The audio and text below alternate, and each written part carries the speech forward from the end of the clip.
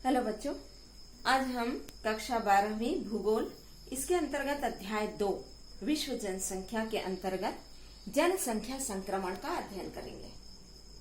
जनसंख्या संक्रमण, इसके संबंध में एक बहुत अच्छी सी परिभाषा है, वो है उच्च प्रजनन दर से न्यून प्रजनन दर एवं उच्च मृत्यु दर से न्यून मृत्यु दर के जनसांख्यिकी प्रतिमान को जनसंख्या चक्र या जनसंख्या संक्रमण कहते हैं। होता यह है कि जनसंख्या जन्म दर और मृत्यु दर के आधार पर ही वह निर्धारित होती है। यदि जनसंख्या में मृत्यु दर कम है और जन्म दर अधिक है तो जनसंख्या में तीव्र वृद्धि होगी। ये सब आप लोगों ने पढ़ लिया है इसके पहले ही। तो अभी हम लोग सीधे इस संक्रमण के विषय में पढ़ते हैं। तो इसमें जनसंख्या के संक्रमण का सिद्धांत इन्होंने दिया है W.S. थॉम्सन ने 1929 में। उन्होंने इस सिद्धांत का प्रतिपादन किया। आगे फिर सिद्धांत में संशोधन किया है फ्रैंक W. नोटेस्टिन ने। उन्होंने 1945 में इसमें थोड़ा सा संशोधन किया और ये बताया कि ये संक्रमण जो है मुख्यतः 3 अवस्थाओं में होती है। इसको उन्होंने प्रथम अवस्था, द्वितीय अवस्था और तृतीय अवस्था में विभाजित किया। इसको हम लोग आगे और देखेंगे, लेकिन पहले हम लोग यहाँ पर C.P. ब्लैकर देखते हैं। C.P. ब्लैकर इन्होंने इसकी 5 अवस्थाएं बताई। इसमें उच्च अचल अवस्था, उच्च अचल अवस्था, यहाँ पर अचल इसलिए बोला गया कि जनसंख्या यहाँ पर स्थिर है, इसलिए उसको अचल कहा। इसमें होता यह है कि जन्म दर उच्च होती है, यानी अधिक संख्या में जन्म दर है ना। और यहाँ पर मृत्यु दर भी ज्यादा होती, माने जन्म दर भी ज्यादा और मृत्यु दर भी ज्यादा। इसके कारण से जनसंख्या में वृद्धि बहुत कम होती है। तो यहाँ पर इसीलिए लिखा गया उच्च एवं अस्थिर जन्म और मृत्यु दर धीमी। तो इसके कारण से जनसंख्या वृद्धि जो है वह बहुत धीरे धीरे या बहुत ही कम दिखाई देती है। इसके बाद अगली अवस्था, ये जो अवस्था है इसमें आज से लगभग 200 साल पहले यहाँ विश्व की लगभग संपूर्ण सभी तरफ की स्थिति लगभग इसी प्रकार की थी। लेकिन फिर और आगे अपन बढ़ते हैं तो प्रारंभिक वृद्धि वाली अवस्था। प्रारंभिक वृद्धि वाली अवस्था में जन्म दर तो उच्च रहता है, लेकिन मृत्यु दर जो है वह कम होने लगती है। यह ऐसा क्यों होता है? क्योंकि उस समय उनको कई प्रकार की सुविधाएं मिल जाती हैं और सबसे बड़ी सुविधा है चिकित्सा सुविधा, शिक्षा की सुविधा, जिसके कारण लोगों में जागरूकता आने लगती है। और इसी के कारण से जन्म दर तो बढ़ा हुआ रहता है, जागरूकता अभी उतनी ज्यादा फैली नहीं है, लेकिन क्योंकि चिकित्सा व्यवस्था उनको मिल जाती है तो इसके कारण से इनकी मृत्यु दर में कमी आ जाती है। तो परिणाम ये होता है जन्म लेने वालों की संख्या ज्यादा लेकिन मृत्यु होने वालों की संख्या कम। तो इसके कारण से बहुत तेजी से जनसंख्या में वृद्धि होती है। फिर उसके बाद तृतीय अवस्था है विलंब में वृद्धि अवस्था। विलंब में वृद्धि अवस्था के अंदर ये तीसरी अवस्था है। इसमें अब जागरूकता बढ़ी, शिक्षा व्यवस्था आगे बढ़ी, तो इसके कारण से जन्म दर में भी कमी आ जाती है और मृत्यु दर भी कम हो जाती है। तो जन्म दर और मृत्यु दर दोनों ही कम होने लगती है। इसके कारण से अब यहाँ जनसंख्या में वृद्धि तो होती है, लेकिन वो जो तीव्रता है वो कम हो जाती है। तो इसीलिए यहाँ पर कहा गया कम होती जनसंख्या। फिर इसके बाद चौथी अवस्था है निम्न अचल अवस्था। इसके अंतर्गत निम्न जन्म और मृत्यु दर, माने जन्म दर भी कम हो गई, मृत्यु दर भी कम हो गई। इसके कारण से जनसंख्या की वृद्धि बहुत ही मंद हो जाती है, धीमी हो जाती है। फिर पांचवी अवस्था है ह्रास होती हुई जनसंख्या।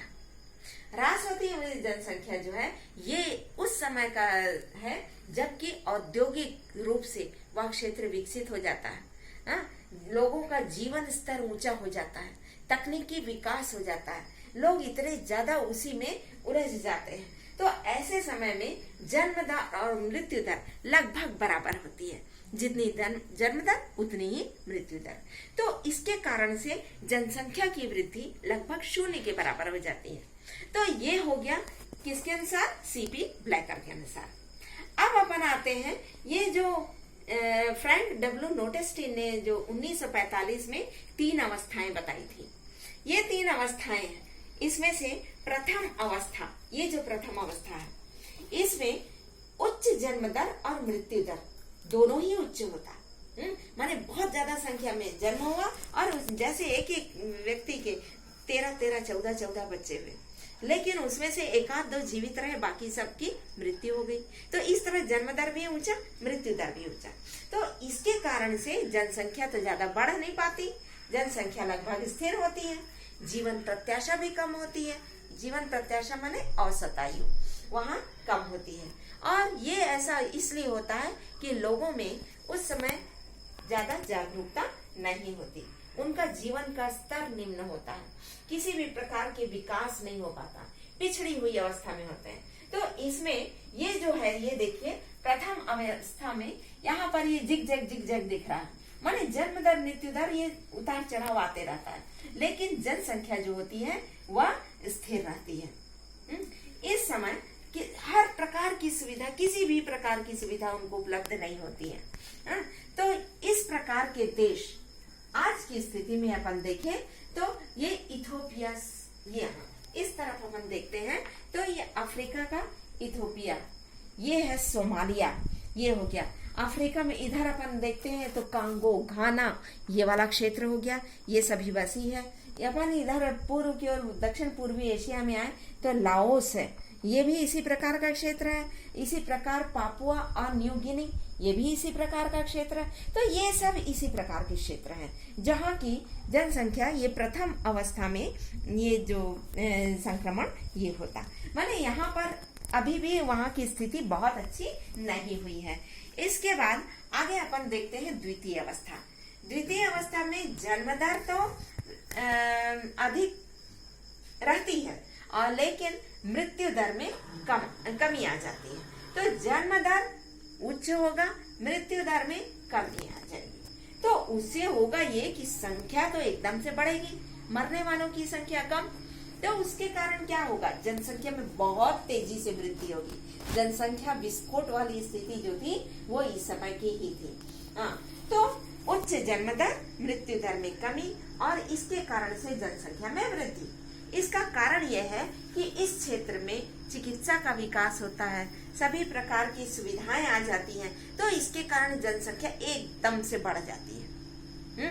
अब जब ज्यादा जनसंख्या बढ़ेगी तो क्या होगा? बेरोजगारी, भूखमरी, सुविधाओं में कमी हो जाएगी क्योंकि दबाव बहुत ज्यादा पड़ेगा, खाद्यान्न की कमी हो जाएगी। इस प्रकार की परिस्थितियां यहाँ आ जाती है। इस प्रकार के जो परिस्थितियां हैं ये अपने को देखने को मिलते हैं। इधर अपन देखते हैं तो अफ्रीका, लैटिन अमेरिका, अच्छा लैटिन अमेरिका किसको बोलते हैं? ये पूरा दक्षिणी अमेरिका से लेकर ये मध्य अमेरिका, मैक्सिको तक का ये वाला भाग जो है ये पूरा लैटिन अमेरिका कहलाता है। इसके सिवाय अपन इधर आ जाते हैं तो म्यांमार का क्षेत्र, ईरान का क्षेत्र, ठीक है, सऊदी अरब का क्षेत्र, ठीक, इंडोनेशिया का क्षेत्र, फिर अपना भारत भी लगभग उसी स्थिति में है। फिर यहाँ देखें अपन तो पाकिस्तान, बांग्लादेश, ये सभी उसी प्रकार के क्षेत्र हैं। यहाँ जनसंख्या अभी द्वितीय अवस्था के संक्रमण की अवस्था में है। अब इसके बाद अपन आते हैं तृतीय अवस्था। तृतीय अवस्था में जनसंख्या जो है का संक्रमण जो है वह बहुत ज्यादा, इसमें उतार चढ़ाव नहीं आता, लगभग स्थिरता से दिखती है। तो इसके अंतर्गत ये तृतीय अवस्था है, जन्म दर और मृत्यु दर दोनों ही कम हो गए।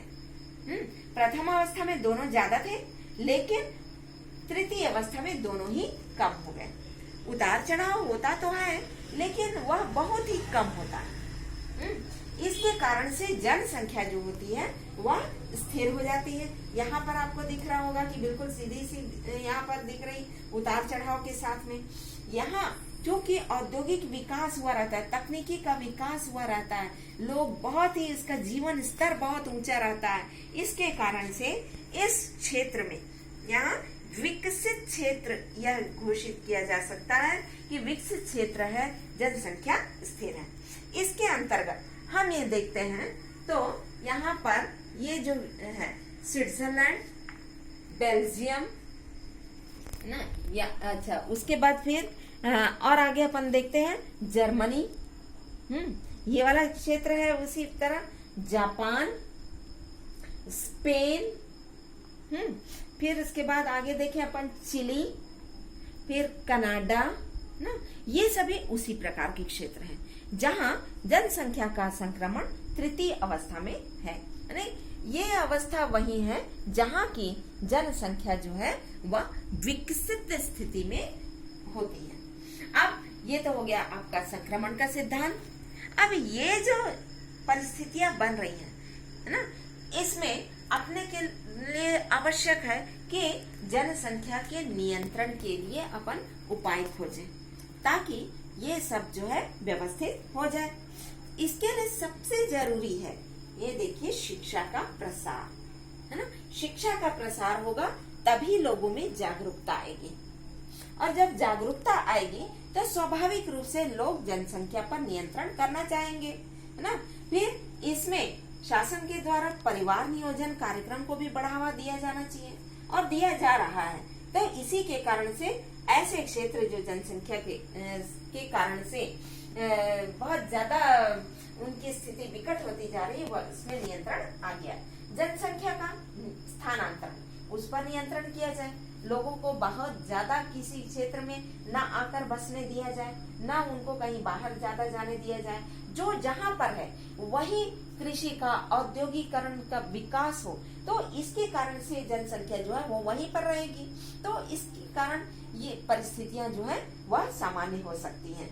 उसके बाद मनोरंजन के साधन उनको पर्याप्त उपलब्ध कराए जाएं ताकि उनका जो इधर उधर पे ना भटके। इसी प्रकार उनको आर्थिक लाभ के लिए उनको रोजगार के अवसर दिए जाए ताकि वे अपने आप को सुरक्षित महसूस करें। आर्थिक रूप से उनके जीवन यापन के लिए पर्याप्त उनके पास साधन हो, इससे फिर नियंत्रण संभव है। इसी प्रकार सामाजिक सुरक्षा, लोगों को ये डर रहता है कि हमारी संतान हमको फिर बुढ़ापे में सुरक्षा दे पाएगी, व्यवस्था दे पाएगी कि नहीं, तो ये अक्सर डर रहता है। तो इन सब चीजों से मुक्ति मिलेगी और इससे जनसंख्या में नियंत्रण हो सकता है। ठीक है, ये आज का ये संपन्न हुआ जो इस तरह से हम जनसंख्या संक्रमण को ये देख सकते हैं।